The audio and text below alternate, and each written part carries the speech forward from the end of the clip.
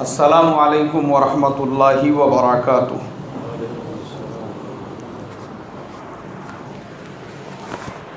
الحمد للہ نحمده ونستعینه ونستغفره ونؤمن به ونتوکل علیہ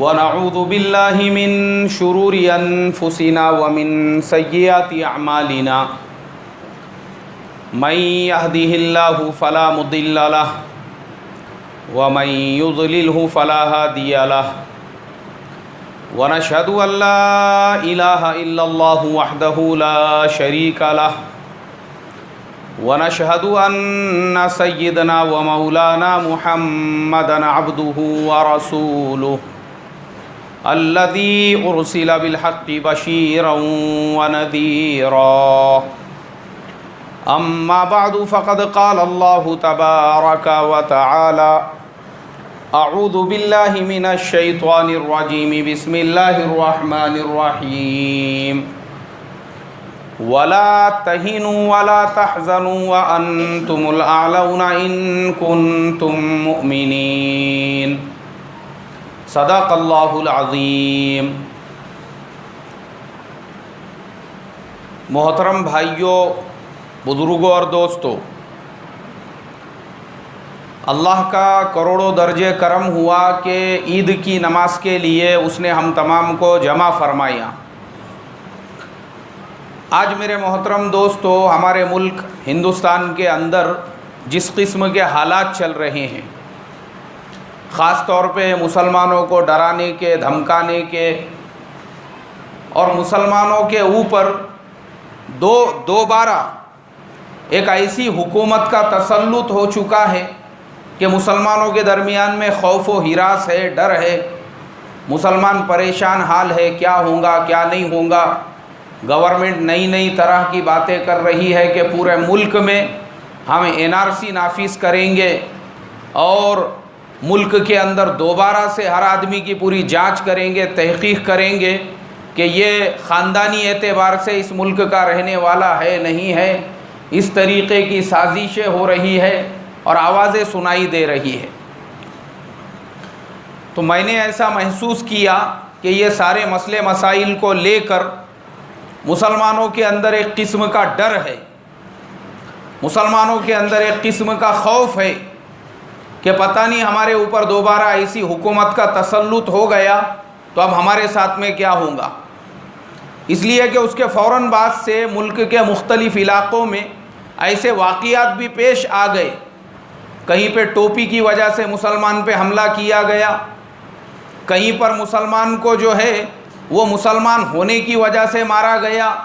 یہ واقعات دوبارہ ہم کو سنائی دینے لگے تو مسلمانوں کے دل میں ایک خوف پیدا ہوا۔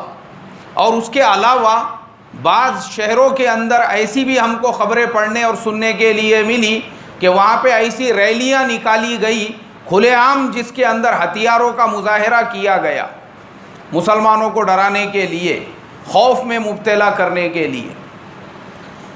لیکن میرے محترم بزرگوں دوستو، قرآن پاک کی جو آیت میں نے ابھی آپ لوگوں کے سامنے تلاوت کی، اس کے اندر اللہ تبارک و تعالی فرماتے ہیں کہ دیکھو، تم کو ڈرنے کی، غم کرنے کی، گھبرانے کی رتی برابر بھی ضرورت نہیں ہے اگر ایمان تمہارے دلوں میں جمع ہوا ہے۔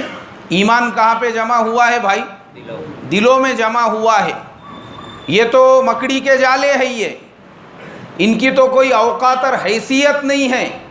ایسوں نے مسلمانوں کے اوپر حکومتیں کی، تاریخ کو اگر ہم اٹھا کر دیکھیں گے، لیکن مسلمانوں کے دل میں جب ایمانی جذبہ تھا اور مسلمان کی نظر اللہ تبارک و تعالیٰ کے اوپر تھی تو اللہ تبارک و تعالیٰ نے ایسی طاقتوں کو مکڑی کے جالے کی طرح سے نیست و نابود فرما دیا، اور اللہ اس ملک میں بھی ویسا ہی کریں گے۔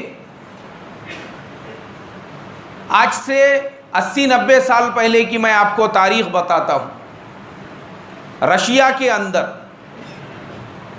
کمیونزم کی آواز لگی تھی، جو لینن کا فارمولا تھا اس کے حساب سے انہوں نے ایک نظام کو تشکیل دیا، اور اس ملک کے اندر یہ آواز لگی کہ خدا سے کچھ نہیں ہوتا، اللہ سے کچھ نہیں ہوتا، نعوذ باللہ دین سے کچھ نہیں ہوتا، جو کچھ بھی ہوتا ہے وہ ملک و مال سے ہوتا ہے، پیسے سے ہوتا ہے، حکومت سے ہوتا ہے، طاقت سے ہوتا ہے۔ اس لیے کہ خدا کا جو تصور ہے یہ صرف نشے کی گولی ہے، اس لیے اب کوئی خدا نہیں، کسی کی پرستش نہیں ہوں گی، کسی کی عبادت نہیں ہوں گی، کیونکہ وہ زمانے میں امریکہ کا کوئی وجود نہیں تھا۔ ایک بات یاد رکھو، امریکہ جو سپر پاور بنا ہے، اس نے جس وقت میں جاپان کے اوپر حملہ کیا، ہیروشیما اور ناگاساکی کے اوپر ایٹمی پاور سے، اس کے بعد امریکہ کی ایک پوزیشن بنی، پھر امریکہ مارکیٹ کے اندر ابھر کے آیا سیکنڈ ورلڈ وار کے بعد میں، ورنہ اس سے پہلے دنیا کی سب سے سپر پاور جو طاقت تھی وہ جرمنی تھی، اور آپس میں لڑائی چل رہی تھی۔ جاپان کہتا تھا کہ میں تیرے سے زیادہ طاقتور ہوں، جرمنی کہتا تھا کہ میں تیرے سے زیادہ طاقتور ہوں۔ وہ دونوں طاقتوں کے بیچ میں ایک تیسری طاقت پیدا ہو گئی، سوویت یونین کی۔ روس ایک چھوٹا سا ملک، لیکن روس نے کیا کیا، وہاں پہ جو ہے یہ نعرہ لگا وہاں پہ، کیونکہ روس جرمنی کو لگ کر ہے، انہوں نے کہا کہ نہیں، ہم تمہارے سے زیادہ طاقتور ہے۔ اس کے لیے اس کے اطراف میں جتنے بھی مسلم ممالک ہیں، یہ سارے مسلم ممالک ہیں، یہ ازبیکستان، تاجکستان، آذربائیجان، بخارا، سمرقند وغیرہ وغیرہ، یہ سارے مسلم ملکوں کے اوپر رشیا نے قبضہ کر دیا، اس میں افغانستان بھی آتا ہے۔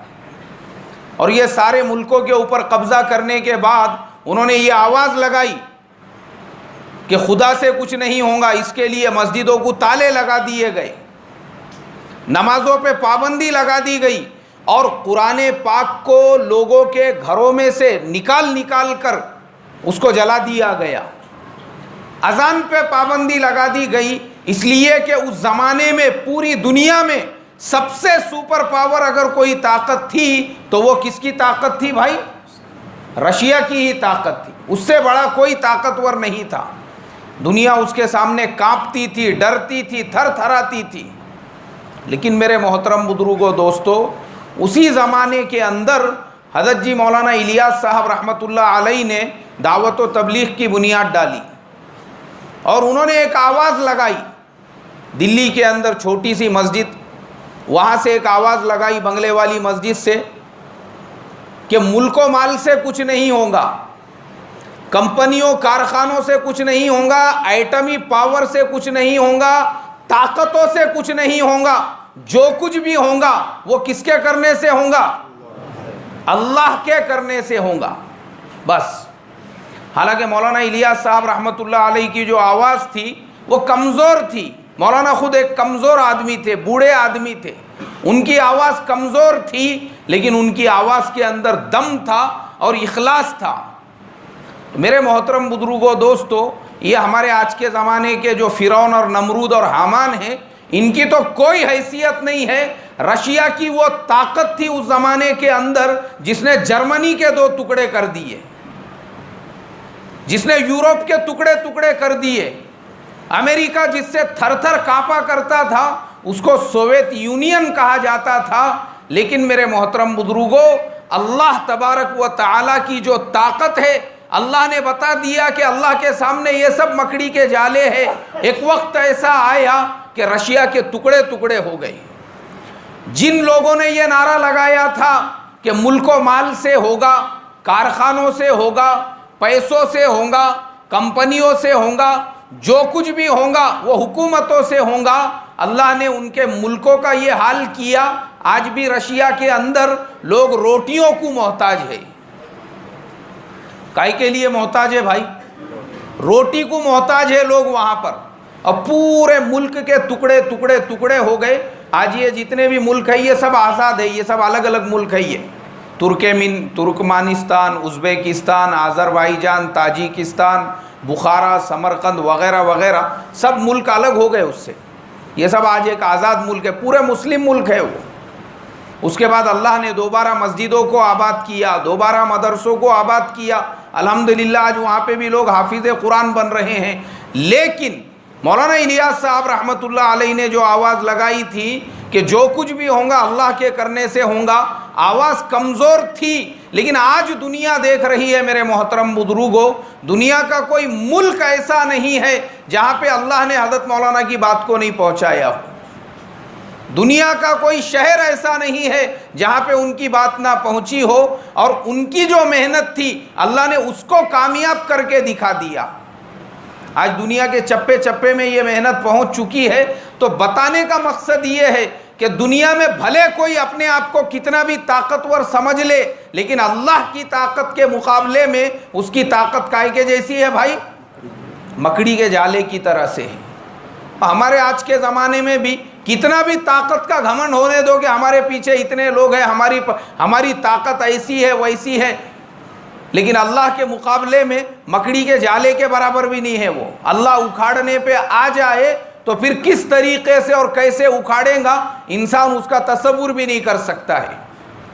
لیکن اس کے لیے شرط یہ ہے میرے محترم بزرگوں کہ ہمارا جو ایمان ہے، ایمان قرآن میں جو فرمایا وَلَا تَهِنُوا وَلَا تَحْزَنُوا، نہ تم کو ڈرنے کی ضرورت ہے نہ گھبرانے کی کہ گورنمنٹ نئے نئے قانون بنا رہی ہے اور مسلمانوں کو دبانے کی کوششیں ہو رہی ہے اور مسلمانوں کو اس طریقے سے ٹارچر کیا جا رہا ہے. وہ سب اس لیے ہوں گا تاکہ تم دوبارہ اللہ سے اپنا تعلق جوڑو.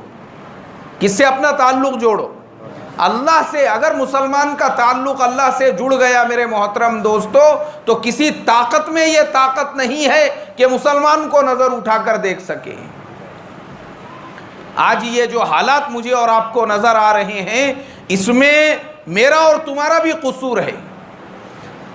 ہم مسلمان ہیں، کتنے دنوں کے مسلمان ہیں؟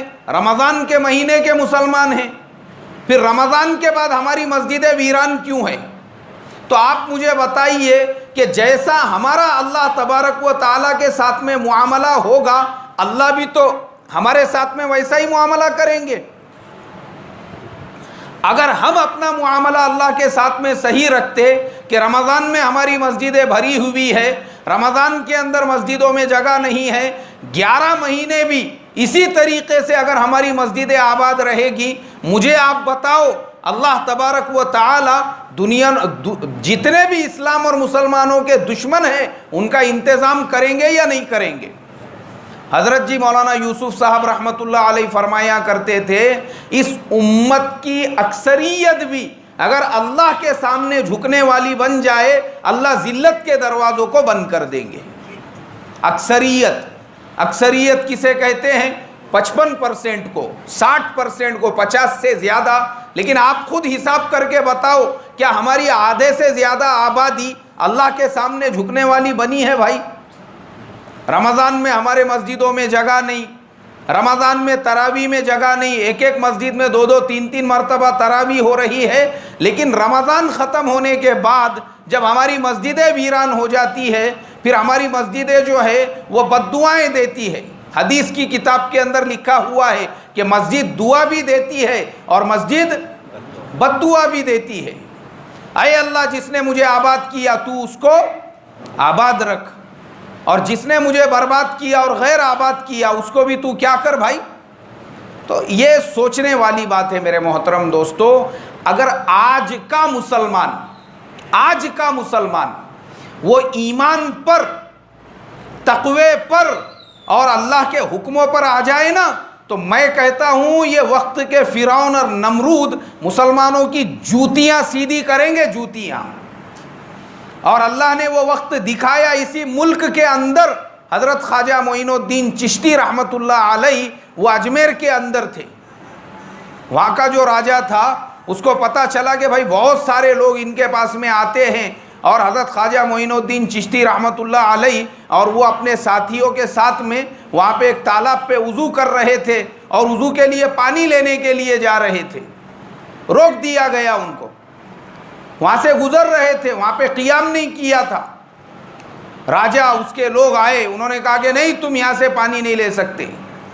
حضرت خواجہ معین الدین چشتی رحمۃ اللہ علیہ وہ مقام اور مرتبے پہ پہنچے ہوئے تھے، انہوں نے اپنا جو کاسا تھا اس کے اندر ہی پورے تالاب کے پانی کو لے لیا اور لے کے وہاں سے نکل گئے تو تالاب سوکھ گیا ان کا. وہ آئے حضرت خواجہ معین الدین چشتی رحمۃ اللہ علیہ کے پاس, قدموں میں گر کے ان سے کہنے لگے کہ آپ ہماری بستی چھوڑ کر مت جاؤ. حضرت خواجہ معین الدین چشتی رحمۃ اللہ علیہ اجمیر میں جو رکے وہ مسلمانوں کی وجہ سے نہیں رکے. کس کی وجہ سے رکے؟ وہاں کے راجہ کی وجہ سے. وہ راجہ نے سب بنا کے دیا, مسجد اس نے بنا کر دی, ان کی خانقاہ اس نے بنا کر دی, وہ سارا ایریا جو ہے وہ اس نے بنا کر دیا کہ تم ہمارے یہاں پر رہو بول کر. تو آج کا مسلمان بھی میرے محترم دوستو, کمی ہماری ہے, ہم مسجدوں کو آباد کرنے تیار نہیں ہیں, اللہ کے حکموں پہ چلنے کو تیار نہیں ہیں, رسول اللہ کے طریقے پہ چلنے کو تیار نہیں. اگر ہم اپنی مسجدوں کو آباد کریں گے اور 11 مہینے ہم اس طریقے سے گزاریں گے جس طریقے سے ہمارا رمضان ہوتا ہے, اللہ یہ ساری باطل طاقتوں کو مسلمانوں کے آگے جھکائیں گا. اور میں آپ کو مثال دے کر بتاتا ہوں. جیسے مثال کے طور پہ وہ ملک دنیا کے جن ملکوں کے اندر مسلمانوں کی آبادی بہت کم ہے لیکن وہاں کا مسلمان اللہ کے حکم اس کے نبی کے طریقے پہ چل رہا ہے, اللہ نے وہاں کی حکومتوں کو مسلمانوں کے قدموں میں کیسے ڈالا. آپ کو ایک بہت موٹی مثال دیتا ہوں میں, انگلینڈ کی. کہاں کی مثال بھائی؟ انگلینڈ کی. انگلینڈ کا تو نام سنے ہوں گے سب نے, جس نے ہمارے ملک کے اوپر 300 سال تک جنہوں نے راج کیا انگریزوں نے, ان کا ملک انگلینڈ. اس ملک کا حال آج سے 25-30 سال پہلے کی بات ہے. ایک اللہ والوں نے اپنے سفر نامے میں لکھا کہ میں نے 1970 کے اندر انگلینڈ کا سفر کیا. لندن شہر میں میں تھا, مجھے جمعہ کی نماز پڑھنے کا تھا, تو پتہ چلا پورے شہر میں کسی ایک جگہ نماز ہوتی ہے, اس کے علاوہ کہیں پہ جمعہ کی نماز نہیں ہوتی ہے. لیکن میرے محترم دوستو, وہاں کے جو مسلمان تھے اور جن مسلمانوں نے وہاں پہ ہجرت کی, بنگلہ دیش کے مسلمان اور دوسرے ملکوں کے مسلمان اور عرب ملکوں کے مسلمان, انہوں نے اس ملک میں جا کے دین کی محنت کی. اور انہوں نے جب اس ملک میں دین کی محنت کی اور دین کا ایسا ماحول بنایا, آج کی تاریخ یہ ہے, وہی اللہ والے انہوں نے ابھی 2-3 سال پہلے وہاں کا سفر کیے, دوبارہ انہوں نے اپنا سفر نامہ لکھا. انہوں نے لکھا کہ آج وہاں پہ 2500 مسجدیں ہیں. کتنی مسجدیں ہیں بھائی؟ 2500 مسجدیں ہیں. اور وہاں کا حال یہ ہے, ہمارے ہندوستان کے اندر اتنے بچے مکتب میں پڑھنے کے لیے نہیں آتے ہوں گے جتنے انگلینڈ کے اندر مسلمانوں کے بچے مکتبوں میں پڑھنے کے لیے جاتے ہیں. ہمارے انڈیا میں پرسنٹیج کے حساب سے اتنے حافظ قرآن نہیں ہے جتنے حافظ قرآن مسلمانوں نے وہاں انگلینڈ میں اپنے بچوں کو بنایا ہے. انگلینڈ کے اندر رہ رہے ہیں انگریزوں کے ملک کے اندر, لیکن مسلمان ماں بہنوں کا, مسلمان عورتوں کے پردے کا یہ عالم ہے کہ انگلینڈ کی کوئی مسلمان عورت برقع تو دور کی بات ہے, اپنے ہاتھ کو بھی کھلا رکھ کے روڈ اور راستوں پہ نہیں نکلتی ہے. میں آپ کو کسی عربستان کی بات نہیں بتا رہا ہوں. کہاں کی بات بتا رہا ہوں بھائی؟ یہ انگلینڈ کی بات بتا رہا ہوں. مسلمانوں نے وہاں پہ دین کو ایسے زندہ کیا. کئی مسجدیں وہاں پر ایسی ہے, وہاں کی کارگزاری سننے کے لیے ملی کہ امام صاحب کے پیچھے جو پہلی صف ہوتی تھی وہ پوری کا پوری صف حافظوں کی ہوتی تھی. ایک ایک مسجد میں 2-2 مرتبہ وہاں پہ اب جمعہ کی نماز ہونے لگ گئی ہے. حال یہ ہے کہ وہاں کے اکثر نوجوان ایسے ہیں ماشاءاللہ جن کے چہروں پہ داڑیاں ہیں. اگر کسی کے چہرے پہ داڑھی نہیں ہے اس کو عیب کی نظر سے دیکھا جاتا ہے. کائی کی نظر سے بھائی؟ عیب کی نظر سے. عیب کی, وہاں کے لوگ عیب سمجھتے اگر کسی مسلمان کے چہرے پہ داڑھی نہ ہو. میں کس ملک کی بات کر رہا ہوں؟ یہ انگلینڈ کی بات کر رہا ہوں. انگلینڈ کا حال ہے یہ. ٹوپی کم سے کم اس کے سر پہ ٹوپی ہونا چاہیے, نہیں تو چہرے پہ مطلب اسلام یا ایمان کی کوئی نشانی ہونا چاہیے. عیب کی نظر سے. اس انگلینڈ کے اندر ایک ہمارے دوست نے کارگزاری سنائے کہ کسی کی بہن بیٹی کے لیے رشتہ آتا ہے, وہ لوگ یہ سوال نہیں کرتے اس کا دھندا کیا ہے, کاروبار کیا ہے, یہ جاب کیا کرتا ہے. پہلا سوال یہ ہوتا ہے یہ نمازوں کی پابندی کرتا ہے یا نہیں کرتا ہے. اس کے چہرے پہ اللہ کے نبی کی سنت ہے یا نہیں ہے؟ اس کے سر پہ ٹوپی ہے یا نہیں ہے؟ وہاں کا پہلا سوال جو ہوتا ہے وہ دنیا کے بارے میں نہیں ہوتا ہے، کائے کے بارے میں ہوتا ہے بھائی؟ دین کے بارے میں، دین کے۔ اور وہاں کے ایک مولوی صاحب بتانے لگے آج وہاں کا حال یہ ہے کہ وہاں جہاں پر بھی مسلمان بستی ہے وہاں پہ مسلمانوں کا مدرسہ ہے۔ کیا ہے وہاں پہ؟ مسلمانوں کا مدرسہ ہے، مدرسہ۔ اس انگلینڈ کے اندر خالی وہ مکتبوں میں وہاں پہ جو ہے بچے حافظ قرآن بن رہے ہیں اپنے انگلش اسکول کی تعلیم کے ساتھ میں، عالم بن رہے ہیں، مفتی بن رہے ہیں، اتنے بڑے بڑے مدرسے وہاں پہ قائم ہو چکے ہیں۔ تو مجھے آپ کو جو پورا نچوڑ ہے وہ یہ بتانا ہے، جب وہاں کے عام مسلمان دیندار بن گئے، وہاں کے عام مسلمان اللہ کی ماننے والے بن گئے، تو وہ ملک جہاں پہ مسلمانوں کی آبادی 5-10% بھی نہیں ہے، اس ملک کے 10 شہروں کا میئر اللہ نے مسلمان کو بنایا ہے۔ کتنے شہروں کا؟ 10 شہروں کا۔ آج انگلینڈ کے جو 10 شہر ہے وہ 10 شہروں کا جو میئر ہے، میئر جس کو ہم لوگ مہاپور کہتے ہیں، وہ کون ہے بھائی؟ مسلمان ہے۔ کون ہے وہ؟ مسلمان ہے وہ۔ انگلینڈ کا جو کیپٹل ہے لندن، لندن شہر کے جو میئر ہے کون ہے وہ؟ مسلمان ہے۔ مینچسٹر سٹی وہاں کے جو میئر ہے کون ہے وہ؟ مسلمان ہے۔ لیورپول وہاں کے جو میئر ہے وہ کون ہے؟ مسلمان ہیں۔ جس ملک میں مسلمانوں نے دین کو زندہ کیا، اللہ کے نبی کے طریقے کو زندہ کیا، جو قرآن کی یہ آیت ہے، اگر تم ایمان والے ہو تو نہ تم کو ڈرنے کی ضرورت ہے اور نہ تم کو خوف کرنے کی ضرورت ہے۔ اللہ نے ان کے ملک کے اندر حکمرانی مسلمانوں کے ہاتھوں میں دی، اور میری پیشن گوئی یاد رکھنا، ایک وقت آئے گا اللہ اس ملک کا بادشاہ بھی مسلمان کو بنائے گا، کیونکہ مسلمانوں نے اللہ سے اپنا تعلق صحیح کر لیا تو اللہ تعالیٰ نے بھی حکومتوں کو مسلمانوں کے قدموں میں ڈال دیا۔ اب ہمارے یہاں پر مسلمان وزندار کیوں نہیں ہوتا؟ اللہ مسلمان کو حکومتوں کا مالک کیوں نہیں بناتے؟ اسی لیے نہیں بناتے کیونکہ ہمارا تعلق اللہ کی ذات سے صحیح نہیں ہے۔ ہمارے دلوں میں جو ڈر بیٹھا ہوا ہے، خوف بیٹھا ہوا ہے، پتہ نہیں ہمارے اوپر ایسی حکومت آ گئی تو کیا ہوگا، ویسی حکومت آ گئی تو کیا ہوگا۔ ارے کچھ نہیں ہوگا اگر ہمارا تعلق اللہ کی ذات سے صحیح ہے تو، اگر ہمارے ایمان کے اندر مضبوطی۔ ہمارا مسئلہ یہ ہے ہم مسجدوں کو آباد کرنے کے لیے تیار نہیں ہیں، نمازوں کو آنے کے لیے تیار نہیں ہے، اور صرف حکومت کا رونا روتے بیٹھے ہوئے ہیں کہ حکومت ہمارے ساتھ میں ایسا کر رہی ہے، مسلمانوں پہ ظلم ہو رہا ہے، مسلمانوں کو ٹارگٹ بنایا جا رہا ہے۔ ارے اگر سب مسلمان اللہ کے سامنے جھکنے والے بن جائے، مسجدوں کو آباد کرنے والے بن جائے، یہ حکومت جو ہے نا، حکومت مسلمانوں سے کانپنا شروع کر دے گی، اللہ ان کے ایوانوں میں ہلچل مچا دے گا۔ لیکن ہمارا پرابلم یہ ہے، جیسے میں نے ابھی آپ کو مثال دیا، مثال کہ ایک ملک میں مسلمانوں کی آبادی 5% بھی نہیں ہے، اس ملک کے مسلمان اللہ کو راضی کرنے والے بن گئے، اللہ نے اس ملک کی حکومت مسلمانوں کے قدموں میں ڈال دیا۔ یہ آج کے زمانے کی بات بتا رہا ہوں میں آپ کو، آج کی کرنٹ آپ اپنی آنکھوں سے دیکھ سکتے۔ اس ملک کے اندر اللہ نے کس کو بنایا بھائی؟ مسلمان کو بنایا۔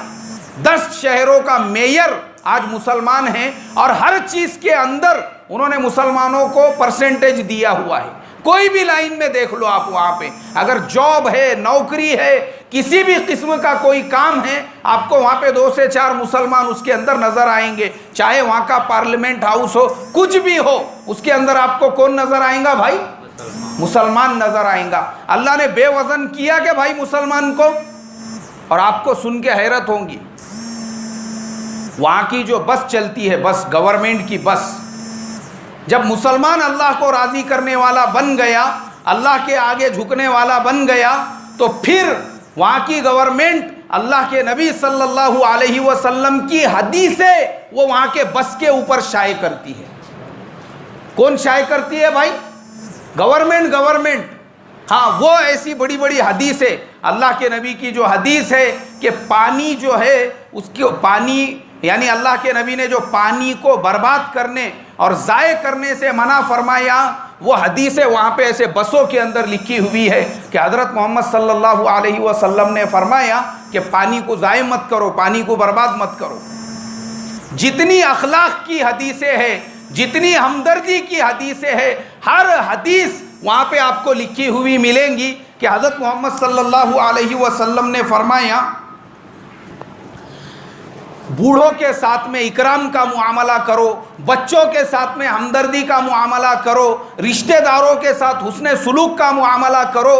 یہ حدیثیں اس کی تبلیغ کرنے والے اور شائع کرنے والے مسلمان نہیں ہیں۔ کون کر رہے ہیں؟ یہ غیر کر رہے ہیں، غیر جن کے پاس نہ ایمان ہے، نہ اسلام ہے، نہ کلمہ ہے، صرف اس لیے کہ اس ملک کا رہنے والا جو مسلمان ہے اس نے اپنا جو تعلق ہے اللہ کی ذات سے صحیح کر لیا۔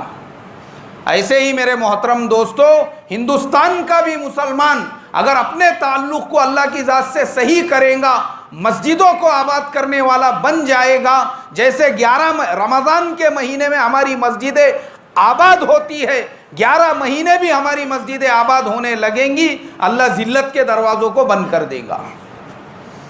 یہ جو اللہ تبارک و تعالیٰ نے ہمارے اوپر مسلط کیے ہوئے ہیں، ہاں یہ جو ہمارے اوپر اللہ نے مسلط کیے، یہ ہمارے اعمال کا نتیجہ ہے۔ یہ کس کا نتیجہ ہے؟ یہ ہم کو اللہ سے جوڑنے کے لیے، اللہ کی ذات کی طرف ہمارا رجوع ہو، ہم اللہ سے دوبارہ جڑ جائے، ہمارا تعلق اللہ کی ذات سے ہو جائے، اس کے لیے میرے محترم دوستو ایسے حالات اور ایسے حکمران ہمارے اوپر مسلط ہوتے ہیں۔ تو آج عید کا مبارک دن ہے، یہاں پہ موجود ہر ایمان والا وہ اس بات کا ارادہ کرے، اس بات کا عزم کرے کہ جیسی زندگی میں نے رمضان کا پورا مہینہ گزارا تھا، انشاءاللہ آنے والے پورے سال میں میں ویسی ہی زندگی گزاروں گا۔ بولو انشاءاللہ۔ یہ نیت کرو۔ یہ اگر ایسی نیت کریں گے اور اللہ سے اپنے معاملے کو درست کریں گے تو میں اللہ کی ذات سے امید کرتا ہوں اللہ تبارک و تعالی مسلمانوں کے حالات کو سازگار کریں گا، اور یہ ذلت کے دروازے بند ہو کر اللہ عزت کی چوٹیوں پر بٹھائیں گا۔ شرط یہ ہے کہ جو ہمارا 1 مہینہ رمضان کا گزرا ہے ویسے ہی ہم کو 11 مہینے گزارنا ہے۔ جیسے ہم رمضان میں تہجد پڑھتے تھے، اب ہم کو رمضان کے بعد فجر کی نماز کا ویسے اہتمام کرنا ہے۔ رمضان میں ہماری چاشت، اشراق وغیرہ ہو رہی تھی، اب رمضان کے بعد ظہر کی نماز ہماری پوری پابندی سے ہونا چاہیے۔ رمضان میں ہم لوگ اوابین پڑھ رہے تھے اور ماشاءاللہ نوافل کا اہتمام، اور 20 رکعت تراویح پڑھ رہے تھے، اب 11 مہینے ہم کو 20 رکعت نہیں پڑھنا ہے، عشاء کی نماز پڑھنا ہے۔ اگر ہم عشاء پڑھنے والے بن گئے اللہ ہمارے مسائل کو حل کر دے گا۔ کریں گے بھائی انشاءاللہ؟ نمازوں کا اہتمام اور اللہ سے اپنے تعلق کو درست، اللہ مجھے آپ کو کہنے سننے سے زیادہ عمل کی توفیق عطا فرمائے۔ وآخر دعوانا ان الحمد للہ رب العالمین۔